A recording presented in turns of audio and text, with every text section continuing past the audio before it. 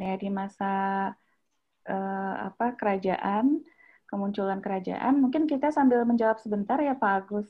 Ya. Ya, jadi di sini ada pertanyaan. Yang pertama adalah tadi dijelaskan bahwa setelah zaman logam terjadi abad ke-8, lalu tiba-tiba ditemukan kerajaan Tarumanegara abad 4. Namun yang pertama kali terlintas bukankah kerajaan Kutai Kartanegara abad ketiga yang lebih dulu hadir, bahkan cukup banyak prasastinya. Salah satunya yang paling teringat yaitu prasasti Yupa. Apakah kerajaan tersebut sengaja dilewat karena tidak valid atau bagaimana? Nah, ini bagaimana Pak Agus kira-kira? Ya, bukan dilewat. Kalau kita mau membincangkan sejarah semua semua kepulauan, kita waktunya agak terbatas. Di Kalimantan itu Kutai itu adalah salah satu kerajaan yang penting juga. Cuma kebanyakan cerita-cerita mengenai sejarah desain itu lebih bersifat Jawa sentris. Kadang-kadang kita tidak mempertimbangkan Kalimantan, Sulawesi, Papua. Di sana pun ada sejarah-sejarah yang berkembang. Ya. Cuma waktu kita terbatas. Ya, waktu kita terbatas, jadi tidak sempat untuk membicarakan itu secara detail. Yang jelas ada, di setiap pulau kita ada sejarah itu. Terutama peninggalan-peninggalan desainnya. Ya. Bahkan saya juga punya koleksi kerajaan, punya foto-foto kerajaan Kutai dari sejak awal sampai yang sekarang. Ya, memang karena yang dibahas juga kan kita juga membahas yang betul-betul dianggap bisa mewakili misalkan yang terpengaruh pada masa Hindu dan Buddha begitu. Dan sebenarnya peninggalan-peninggalannya juga banyak kemiripannya ya Pak ya dari satu kerajaan dan kerajaan yang lain gitu. Jadi kalau misalnya memang kalian mau mencari wawasan lain mengenai kerajaan-kerajaan yang lain misalkan itu tidak apa-apa ya, bukan berarti itu tidak dibahas gitu. Oke, mungkin satu lagi Pak, ini ada pertanyaan. Pada kerajaan Singasari ada sebuah arca kembar berukuran sekitar 3 meter di dekat Candi Singosari bernama Arca Dwarapala. Apakah fungsi dari arca tersebut? Wah, ini apa ya Pak? Saya juga kurang tahu ini. Oke, zaman itu ya kebanyakan ada fungsi arca itu beragam. Ada yang untuk eksistensi raja yang ingin ditampilkan sebagai setengah dewa atau pemujaan, tapi juga ada yang juga pelengkap dari satu kawasan percandian. Ada juga yang dipakai untuk pemujaan, macam-macam. Tapi di banyak buku-buku menyatakan arca pemujaan itu kecil-kecil dan terbuat dari emas, seperti yang tadi ditampilkan. Itu adalah arca pemujaan. Tapi tidak menutup kemudian yang besar juga tidak dipuja. Karena saya lihat, ya sampai sekarang aja saya lihat, itu patung Ganesha, kalau ada orang India di sana itu dipuja. Yang di ITB itu dipuja itu. Waktu itu saya lihat, kenapa? Oh ternyata orang dari Bangladesh dan India. Jadi mereka pun melihat patung atau sebuah arca itu dipuja. Di Bali juga masih demikian. Ada yang dipuja atau dihormati lah ya, tapi tidak dihormati. Jadi berbagai macam fungsi sebenarnya yang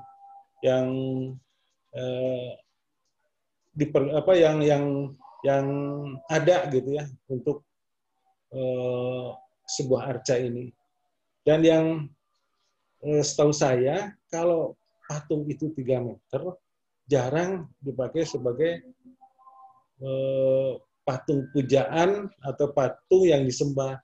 Biasanya untuk yang diletakkan di lokasi-lokasi tertentu dipakai untuk simbol upacara.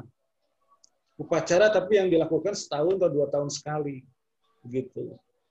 Tapi kalau yang rutin itu yang seharian biasanya patungnya kecil-kecil dan terbuat dari logam atau emas.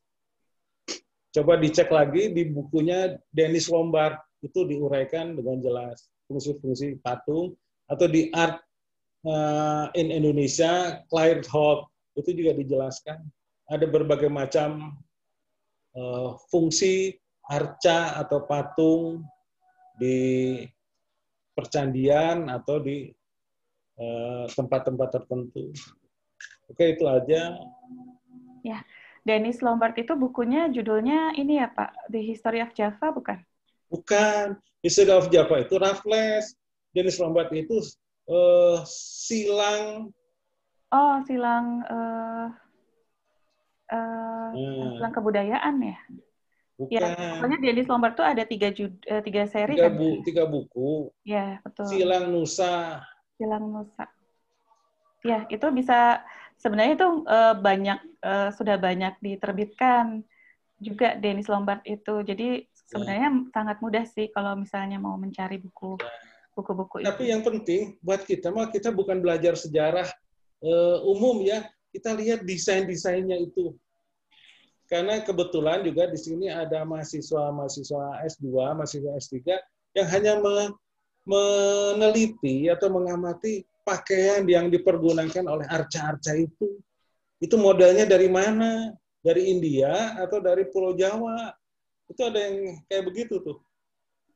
Dan sekarang terbukti bahwa pakaian itu ternyata dari India, kan? Sebagian besar itu dari India. Karena orang Jawa belum sepenuhnya berpakaian. Mungkin di antara kalian tidak mengalami, tapi angkatan saya itu mengalami. Sebagian orang tuh masih berpakaiannya hanya pakai celana aja. Zaman saya sekolah dulu, zaman SD, ke sekolah tuh nggak pakai sepatu dan tidak berpakaian, hanya pakai celana yang sudah jelek, kumuh lusuh.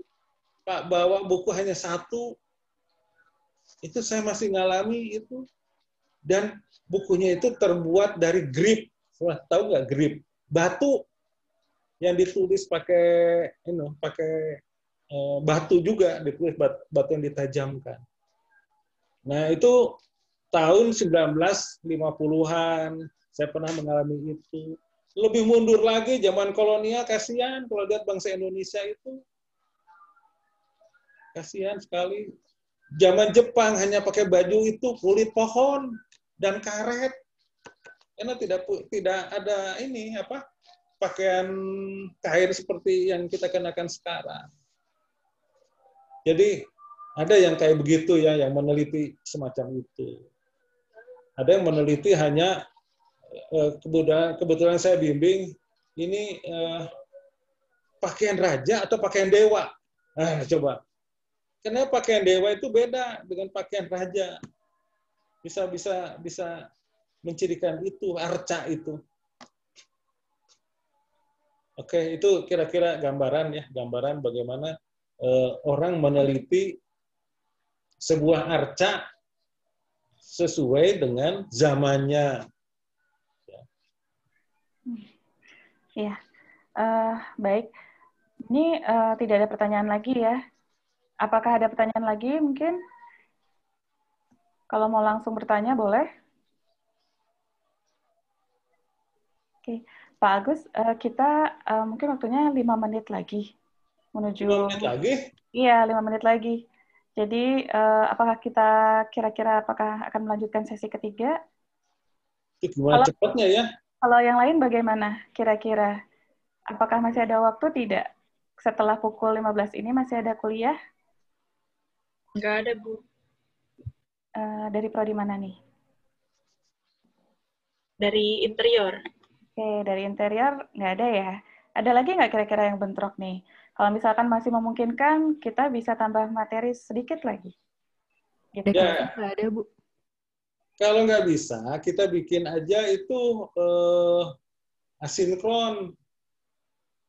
Boleh. Kita akhiri, kemudian yang 2 sesi kita bikin asinkron aja, jadi kalian bisa buka kapan saja. Boleh, boleh. Gitu aja. Yang lain bagaimana? Nggak apa-apa? Atau masih ingin melanjutkan? Kayaknya yang lain kayak masih kuat nih Pak melanjutkan mungkin. Kayaknya Oke, udah. Oke, nggak apa-apa. Kita sisanya nanti akan umumkan secara asinkron ya materinya. Dan saya juga telah mengupload beberapa materi pendukung, referensi pendukung berupa jurnal.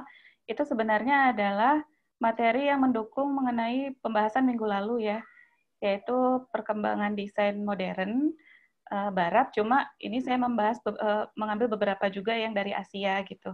Ada yang mengenai Norman Bel Geddes, ada yang mengenai Alvar Aalto juga. Bisa kalian baca di situ. Namun untuk pengumuman tugasnya akan menyusul ya. Cuma sementara silakan dibaca-baca dulu sambil menunggu segmen selanjutnya. Oke, baik. Kalau tidak ada pertanyaan lagi, mungkin cukup sampai di sini. Apakah Pak Agus ada tambahan lagi?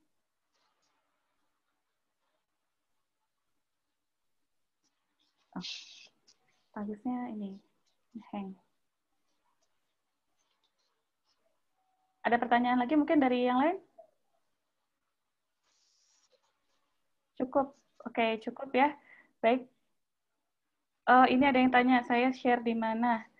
Saya share materi referensi pendukung ya, itu sebenarnya bukan materi perkuliahan, tapi itu adalah referensi pendukung berupa jurnal. Nah, jurnal-jurnal ini, kenapa saya share? Karena ini jurnal yang saya hanya bisa akses melalui akun ITB. Jadi saya nggak tahu apakah mahasiswa bisa mengakses atau tidak ya, secara umum, tapi ini hanya bisa diakses oleh keanggotaan tertentu begitu. Jadi ini merupakan jurnal yang sangat menarik dan juga sangat penting, yang mana itu juga terkait dengan kesejarahan desain gitu. Jadi silakan dibaca, itu ada di modul ke-6, di pertemuan ke-6. Di situ bisa kalian buka files. Nah, di dalam files itu ada folder jurnal. Itu bisa dibaca ya. Ada yang dari mengenai perkembangan desain di Jepang, kemudian karya-karya dari tokoh desainer modern di Barat ya, seperti tadi ada Norman Bel Geddes, Alvar Aalto, kemudian juga ada pembahasan mengenai sejarah pakaian, tekstil, kemudian juga ada sejarah animasi, dan lainnya ya.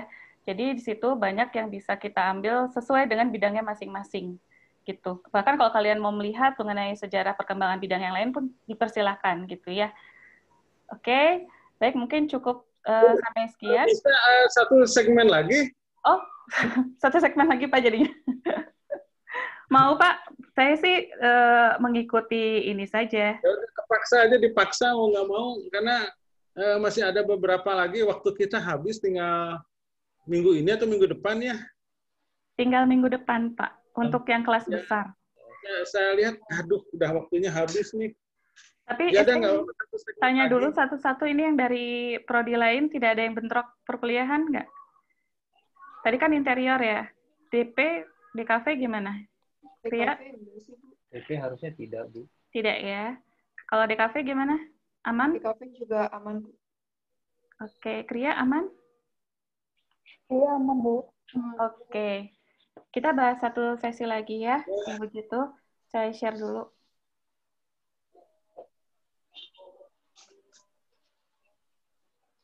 Oke, Pak, ini sudah tampil ya. Silakan, Pak.